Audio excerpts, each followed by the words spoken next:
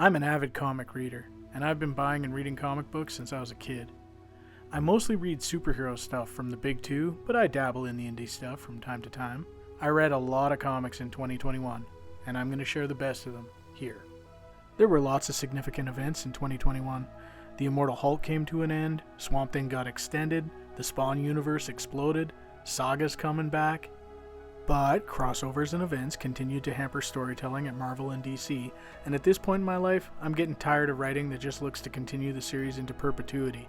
So I have a tendency to favor strong endings over compelling beginnings when it comes to making my picks.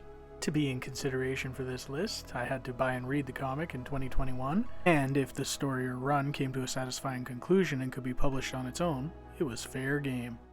Before getting to my top 3, let's run through a few honorable mentions that were great, but didn't quite meet my criteria for the list. First up is Strange Adventures by King, Gerards, and Shanner. This 12-issue maxi-series from DC Black Label actually started in 2020, so it's exempt from the list, but it ended in 2021, so it's worth talking about. The best thing about a Tom King series to me is that he and his co-collaborators never shy away from big ideas, and Strange Adventures is full of big ideas. War, pain, parenthood, identity, colonialism, race, and truth with a capital T. It was unsettling and thought-provoking. If DC ever gets around to producing an absolute edition of Strange Adventures, I will be looking to upgrade, because this is a series I'm eager to revisit in the deluxe format. My second honorable mention goes to The Nice House on the Lake. Writer James Tynion IV and artist Alvaro Bueno have completed the first half of this amazing story, which is probably the best comic I read all year. But it's on hiatus for a bit. If you aren't reading this book from DC Comics, get caught up on the first 6 issues so you can be ready when this brilliant series starts back up. Without any more delay, let's get to the top 3. Number 3 is The Me You Love in the Dark from Image Comics. It's written by Scotty Young with George Corona on the art.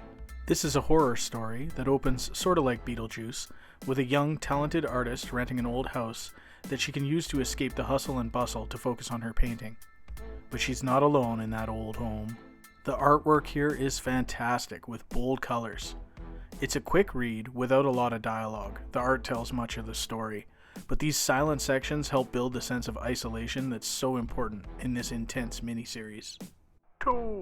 Number 2 is The Many Deaths of Layla Starr from Boom Studios. It's written by Ram V with illustrations by Philip Andrade. This 5-issue miniseries takes place in India and begins with the goddess of death being let go from her job as humanity begins to approach immortality.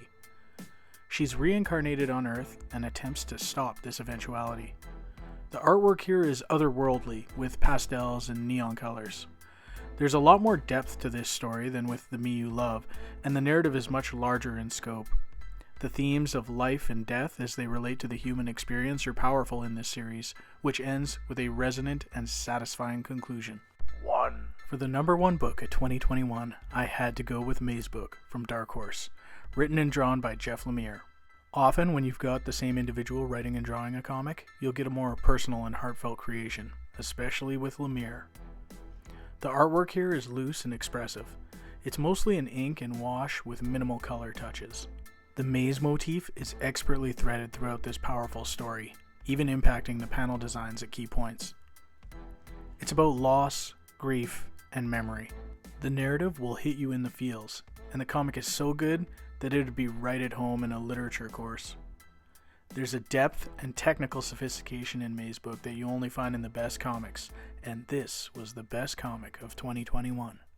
I'd be happy to upgrade from the floppies, the individual issues, to a more deluxe hardcover format for any of my top 3 selections. But right now, The Me You Love and Layla Starr are only slated for trade paperbacks in February and March of 2022.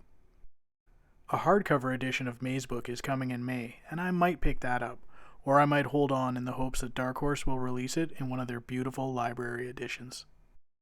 'Cause whether I'm reading novels or comic books, I'm always looking to upgrade that bookshelf.